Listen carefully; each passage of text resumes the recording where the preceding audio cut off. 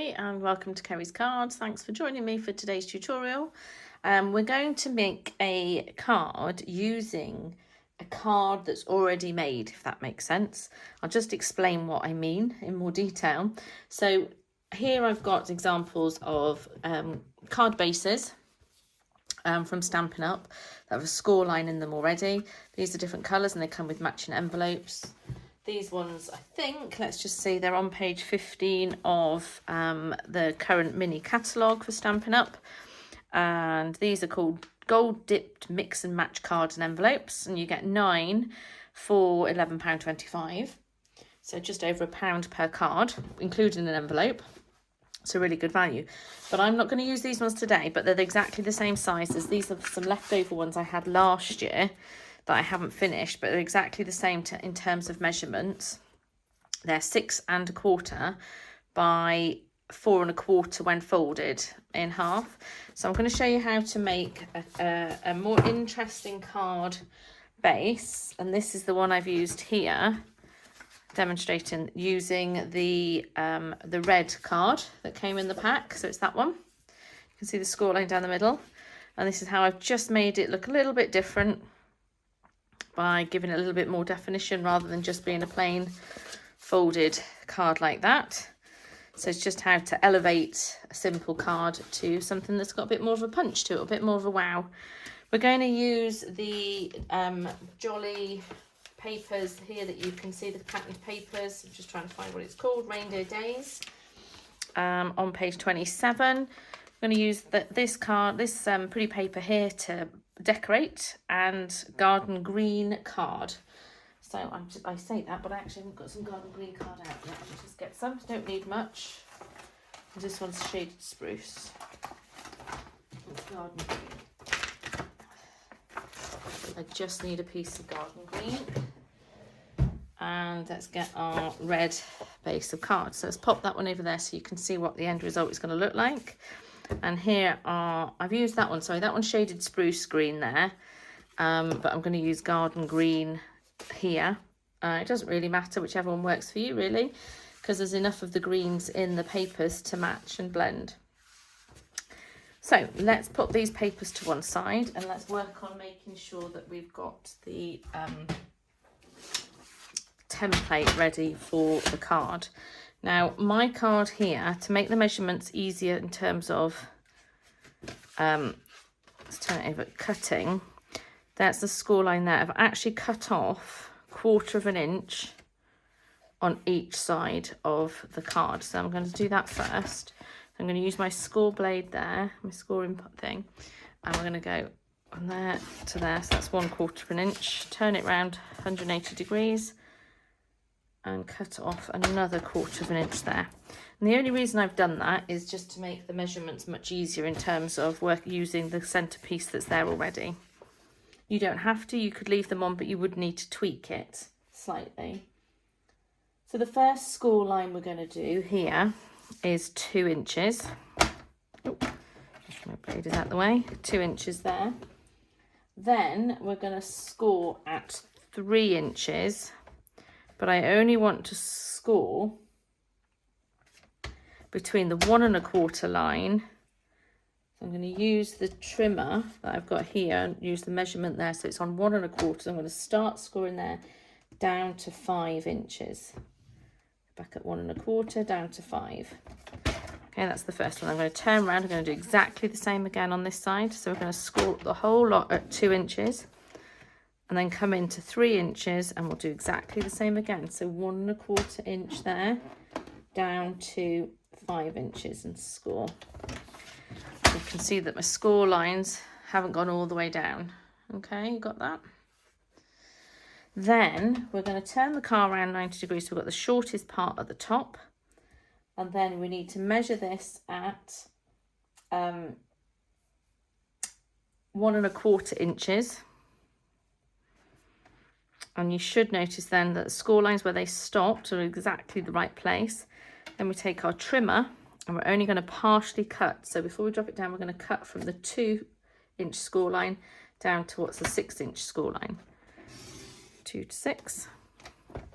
We turn around and do exactly the same on the other side. So turn it around 180 degrees and 1¼ inches, and cut from the 2-inch score line down to the 6-inch score line and lift up. So we've got our holes in our card there. And that's all we're doing now, is making the measurements and the cuts. No more to do with that. So firstly we're going to do is bend and score the first score line. Sorry, burnish the first one. Then we'll do the opposite side as well. That way. And then this one is a valley fold. And then this one here is also a valley fold.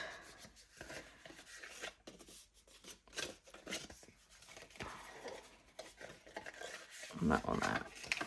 So what we'll have in the end is you'll have a space like that. So you just keep folding them all down on top of one another.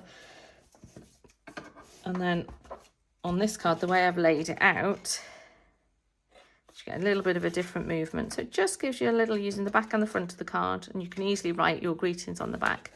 But that's the simple measurements there in terms of making a slightly different looking card base using a plain one.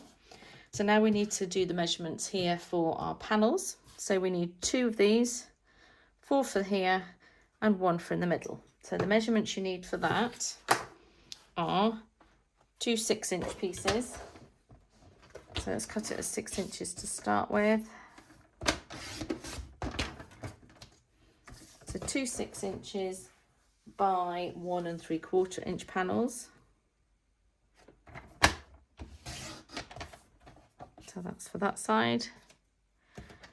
And 1 3/4 inches again here. So that's those ones. You then need a panel for the middle, and that one is 1 3/4 inches again. So let's just do everything's 1 3/4 inches. I'll do another one at 1 3/4 inches, and you'll see why in a minute. Let's put that to one side. And now this one here is actually needs to be at 3½ inches.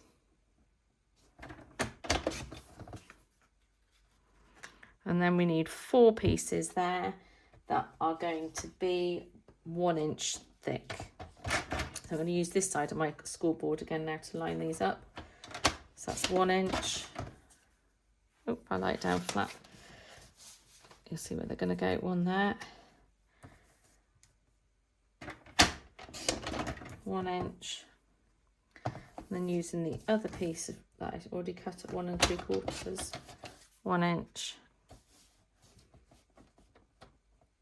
And 1 inch. So there are all my pieces that I need for the back. And then we need 2 pieces of nice pretty pattern paper here, which are 1½ inches wide. Let's get my nice papers that we're going to use. And I think I might use, let's use that one. Now, what's the other piece there? Let's use this one because it'll bring the blue in. So I want that to be 6 inches, no, 5 3/4. So let's cut that at 5 3/4. And I want it to be 1½ inches wide.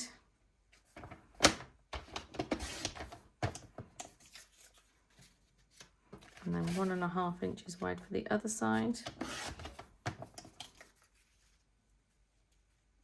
That's those ones there. And then the middle piece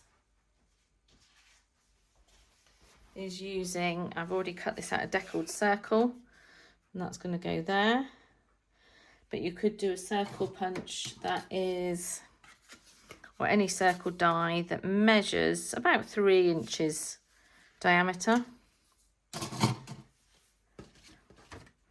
And then what we could do is, I've already cut out a few pieces. I've cut that one out ready to pop there. So you could use that, or you could use a bit of what's left over here and just do some fussy cutting and pop. Should we do that one? Should we cut him out? He looks quite sweet.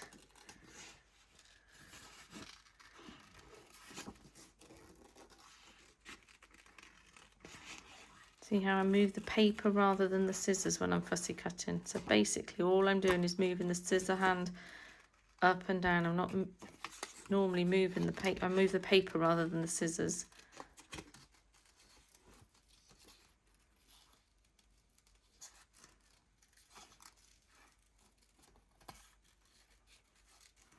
I'm not going to go too fussy cutting because I'm actually putting it colour on colour, so it doesn't really matter in terms of how much overlay we've got. And then, so let's pop all this together with some glue. So our panels.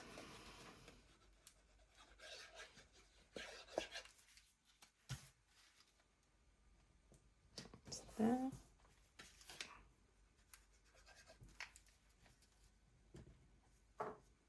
There.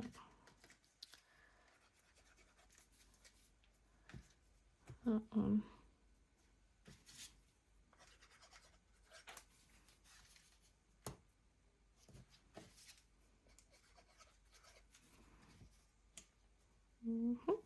Let's put this piece of paper on already.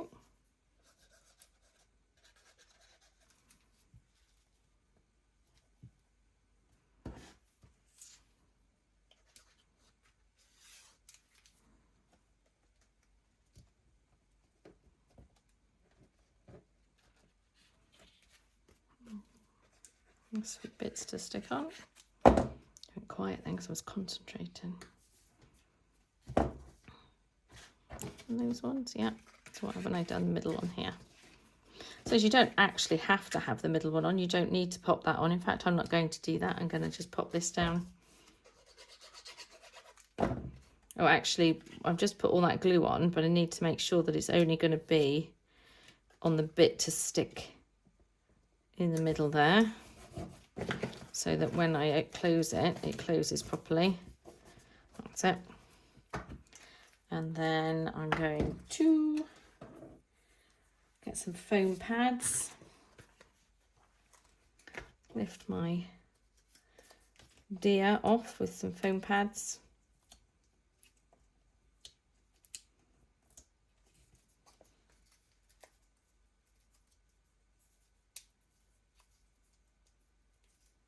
Peel all these bits off the back.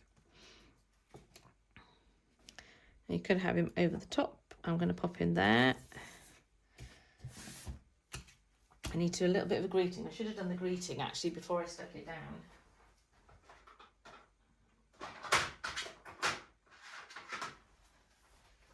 So the greeting set I'm using here is Seasons of Greetings. Greetings of the season even, sorry. And we use Seasons Greetings there, see if that'll fit. Yep, perfect. This might not come out very good, but hopefully it's quite flat underneath. There we go. Yeah. Make sure you do your stamping before you do your sticking it on your card, just to make sure if you don't make a mistake. Okay. Do as I say, don't do as I do, I think is the saying. I remember Granny saying to me lots. And then I've got a couple of other little bits that I've cut out of some other designer series paper that I'm just going to pop around on some of the layers to give them a little bit more interest because they're a bit dull.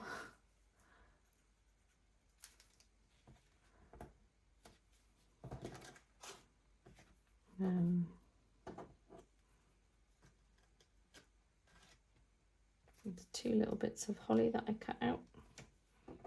If you've got stamped images, you could stamp some images and cut them out. It doesn't have to be patterned paper. I think that'll do. And then I want some little, my little red sparkly gems. This is how I store all of my sparkles. I put them all into one little tray, and then whenever I'm feeling, if I want a little bit to stick on, I'll go in that and see what I can find that matches. I need my picky tool, which is there. I'll just lift these up. And pop them down for a bit of sparkle.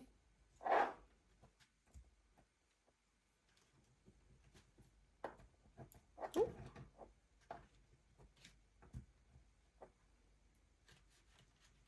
There we go. And there you have a lovely little, very quick card using a plain pre-made card, and we've just jazzed it up a little bit to give it a little bit of definition. That's how it stands up. Thanks for watching. If you like this video, then don't forget to subscribe at the bottom and share. And I look forward to hearing what you've decided to make with yours. Have fun. Take care. Bye-bye.